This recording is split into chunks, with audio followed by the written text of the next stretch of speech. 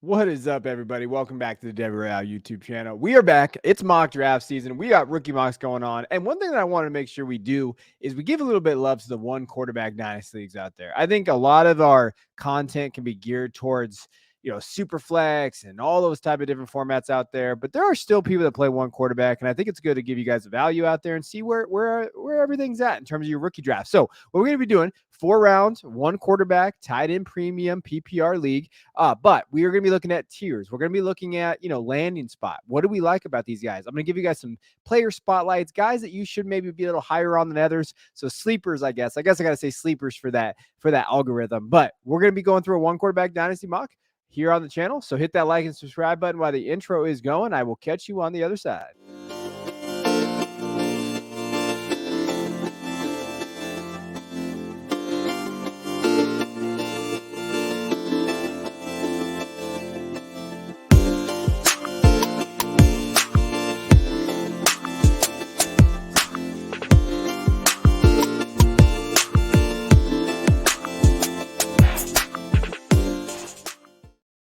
All right, let's dive into it. Got to put my guy Josh Downs on the cover there for you guys. But let's get into the first 6 picks. So we're gonna look at this, and again, who they are, what they're rated, and then the team is where they were drafted. So we got Bijan going 101. That's pretty simple. Let's move on. Gibbs going at 102. I think that's pretty consensus from all the one quarterback mocks that I've seen and done.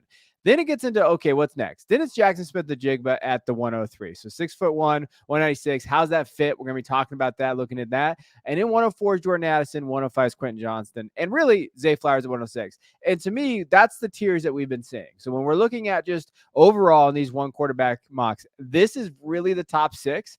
And then it gets a little crazy. Now, we're going to talk about 107. And we're going to talk about some other guys. But essentially, it's these 6 guys in just different formats. Sometimes, JSN goes at 102. I've seen Gibbs mostly go at 102. But over time, you never know. Then sometimes people like Jordan Addison. They'll jump in front of him because of that landing spot. And again, also home leagues are always different because people have like allegiances, right? I'm in like a weird Packers home league. And dudes get drafted in that league all over the place, right? So we're looking at like, all the different guys. Musgrave's getting drafted way ahead of Laporta. So we're seeing those things. So you're going to always see that. Now, when we go to the next part, 107 to 112. So when you have Kendre Miller at the 107, Devin Ashane at 108, Dalton Kincaid at 109, Josh Downs at 110, 111 is Anthony Richardson, and 112 is Zach Charbonnet. Now, these mocks that I do are with just the community and people that play these formats. So when we're looking at this, I like to do that because you get a sense of where people are at, right? Fantasy in general. So like, it's not just me up here doing my rankings. That'd be boring, and that's not that's not really what we see out there.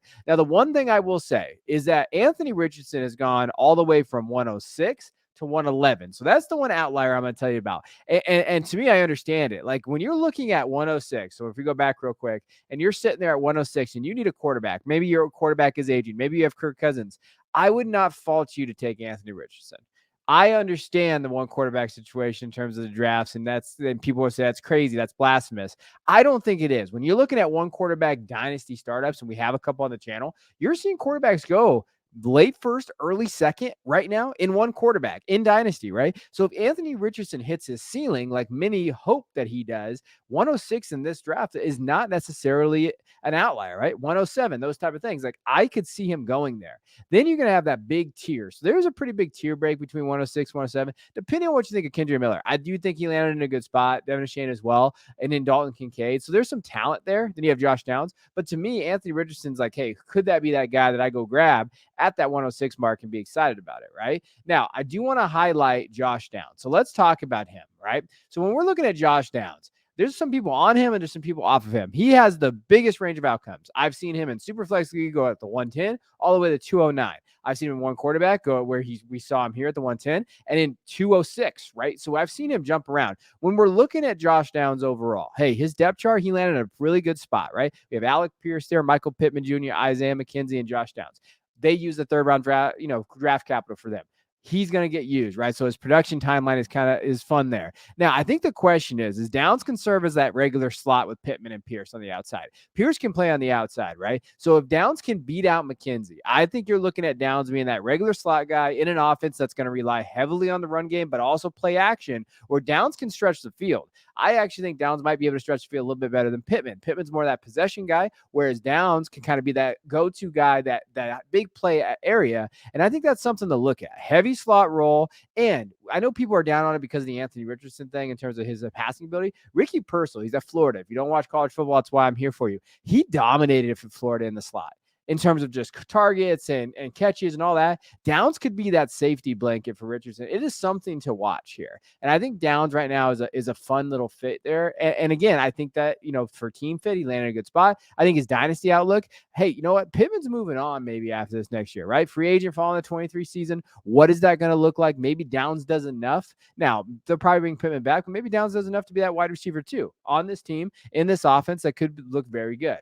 Now, when we're going to the second round. So let's talk about the second round, what we got here. Michael Mayer is going at the 201. Again, I still think that's a value in terms of where he's going. And I'm going to die on that hill, I think, because that's just kind of like when we're looking at it. Sam Laporta going right after him. Those two guys are literally just going right after each other. It doesn't matter where. They're just going to go there. Tyjae Spears going to the Titans, 5'11", 201. We're seeing him drop a little bit because of that ACL concern. And hey, that's the real deal. If you don't know what it is, doctors are saying, hey, does he have an ACL? How does that ACL look? Arthritis is going to be there. Could have a Gurley situation, right? So that is why we're seeing him drop in the second round, or else he probably would be a first round pick. Jonathan Mingo at the 204. He's probably the biggest riser of the post-draft process. Marvin Mims at the 205 going to the Broncos. Bryce Young, next quarterback there at the 206. So we're thinking about where the quarterbacks are going. CJ goes right after him at 207. Rashee Rice at the 208 going to the Chiefs. Jaden Reed, big kind of community guy right now out there in the fantasy space in terms of like value. Then we have Roshan Johnson to 210, Tank Bigsby at the 211, and the 212 is Jalen Hyatt. So when we're looking overall, this is what we see. And I think those are three really good value picks right there. Roshan, Tank, and Jalen Hyatt. I still think Jalen Hyatt at that 212. I'm not going to talk about him on this one, but again, he is the only receiver in that offense with his skill set. So again, he can be the wide receiver one of the Giants. I think there's something people are missing with that. But I do want to talk about Tank. So let's get into Tank a little bit. Tank Bigsby's, got drafted. He got that day 2 capital like we like. And hey, he's right behind Etienne Jr., right? So he's behind there. What is that going to look like going forward, right? So what is going to go on behind, Travis Etienne and that area, and then you have Tank there. He is one of the best running backs, okay, in this class. So Tank can play in terms of 3-down position, right? So lateral burst, force missed tackles, contact balance. He has that all. Tank is one of those guys that can do that. Now, he landed behind Etienne, but I think they can complement each other really well. And I do think that Etienne and him can become actually kind of one of the best duos. And if they hit their ceiling, if Tank hits his ceiling, I think he's just as good as a receiver, if not better than Etienne. People have this thing about Etienne, they think that he's a really great receiver. As a receiving profile, he has not looked great. And I know the numbers, the box score say, hey, he got the targets. Tank may earn those targets. And then he may be like an early down runner, red zone guy. And I think that it's kind of neutral in terms of both of these guys' pass catching. So who could be more explosive, right? But Bigsby's probably Robin in this scenario where, when you're looking at Etienne, he's Batman, but they're going to have a pretty close split if I had to assume. If you're getting them in the late second and a 1 quarterback, that's extreme good value, right? I think dynasty outlook, I think it's kind of that split that we'd see. But if he's going to get red zone touches and then maybe he can kind of carve out a role reception wise, he's the guy to own, right? Over like the value that you're going to get for Etienne and where he's going. So that's just something to note with Tank. Now, moving forward to the third, we're just going to roll through them all. Chase Brown, Will Levis, Cedric Tillman, Darnell Washington, Tank Dell, Zach Evans, Kayshon Boutte. Those two guys are going right back and forth with each other. Makes me laugh every time because those guys are supposed to be first-round picks. Now we're seeing them in the third round, 306, 307. Shouldn't say it makes me laugh. It makes me cry a little bit inside. Luke Musgrave, Deuce Vaughn, Eric Gray, Michael Wilson, and then Tyler Scott rounding out that third round. When we're looking at this, I do want to highlight Zach Evans and kind of talk about him again. When we mention where he is, so he fell further than we expected, right? So he got that 6th round capital, not great, but at least he didn't go undrafted, right? But he landed in a spot, guys, where the depth chart is wide open. Cam Akers, Kyron Williams, Ronnie Rivers. That's what we have. Cam, Kyron, Ronnie. So if Zach can just fit in there, get into that second running back too. We look for that late in these drafts. If you're looking for a guy that can go in and get production early and earn that running back 2 spot in preseason in the fall camp, and then right behind Akers, who, he was gone for 6 weeks of the season last year. He just disappeared. Remember that weird time of like, hey, he's not on the team anymore. It is what it is. And then all of a sudden he came back and he did finish strong. But if Evans can be that guy, that runner, that ideal fit, he comes in there, can kind of just go, right? And he's going to get some volume if anything happened to Akers. If that's the case, you're getting him in the third round of this one, I'm all aboard. Obviously the dynasty outlook for a day 3 guy isn't perfect, but what do you need in that third round? Get a guy with his talent level. I don't think the talent level is the problem. The problem is here, his head. And if he can fix that, if McVay gets in there, deploys him in that fit, I think he can look really good. I think he fits very well in that offense, and he's a guy to watch. You get in that third round, you should be excited. Now, fourth round here, when you're looking at the fourth round, Israel Bonacanada at the 401. Then you have Xavier Hutchinson, Hendon Hooker at the 403, which in one quarterback, I'm probably not drafting Hendon Hooker. I'd rather take a shot at one of these position players. So when you're looking at that, just keep that in mind. Then you have, Puka Nacua. Hey, he could be getting those sweeps out there in the Rams and Robert Woods kind of, role. Keep an eye on that. Tucker Kraft, Sean Tucker, undrafted Sean Tucker, Evan Hull, Luke Schoonmaker, Dwayne McBride, Parker Washington, Britton Strange, and then we have Trey Palmer that wraps out the fourth round.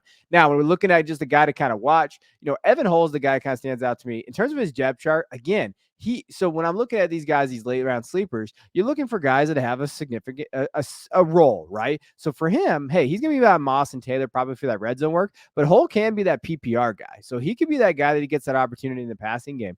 And again, I know with Anthony Richardson there, what is that going to look like? I think that's something to note. But in the fourth round, if you can get a passing down back who maybe can be relevant in PPR and get receptions, that's what you're looking for, right? He has good production in college, quick footwork, can kind of play inside out, is not very small, 5'10", 209, right? So when you're looking at that, he can run inside and out. He could be on the outside. They can maybe split him out a little bit, get him involved. And the team did get, round 5. So, and they like these RAS scores. We know that, right? The relative athletic scores here. So that's something to know. I think in PPR, he can be very, very relevant, right? And then if he gets some red zone touches, you're excited about it. I know he's behind Taylor. I know he's behind Moss. But Hull might be that guy that we say, oh, man, he's a PPR guy. And then in this offense, if it's explosive as it is, right? Let's say it is extremely explosive. Let's say Richardson takes off. They have Taylor, those guys there. He might be a piece that you want to have, right? So he's that running back 3. You always look for those running back 3s that, you can plug it and play in PPR leagues and bye weeks and in depth chart needs and stuff like that. Hull is a perfect guy there. Now, just so you guys can see it, you guys can stop it and look. And I always kind of do this. If you stop the video and blow it up a little bit, you can see where everybody's drafted. Where are the tiers at, right? See kind of if I have the 108 and a 1 quarterback, who could I maybe possibly get? How does these things shake out? And as always, I always advocate for this. Know your league mates. Understand who's going to get drafted where, right? So if I'm in a league with Christian and Jeff, who are part of this channel and part of this brand, I know where they're going to go. I know I can take this running back if I have back-to-back picks or in between picks, and I know this wide receiver is going to fall to me, which is I did recently. So understanding your league mates is way more important than obviously seeing ADP. ADP is a myth a little bit. Okay, go get your value, find them. But I think the thing is I want to kind of just bring it all in with Anthony Richardson. If you feel like you need that quarterback, you have an aging quarterback. I don't care how high you have to take him. If you feel like you're at 104 and Addison, you have a pretty solid team, but you need that quarterback and you want to go take the upside swing in Richardson, that's why the hell we play fantasy, to have some fun and try to go get it. That's the mindset that you need to take. So I appreciate you guys tuning in as always. Thank you for all the support on the channel. Hit that like and subscribe button before you get out of here. Go check out our Patreon. We're making a push for 200. Could not do that without you. It's in the description below. I will check you guys next time.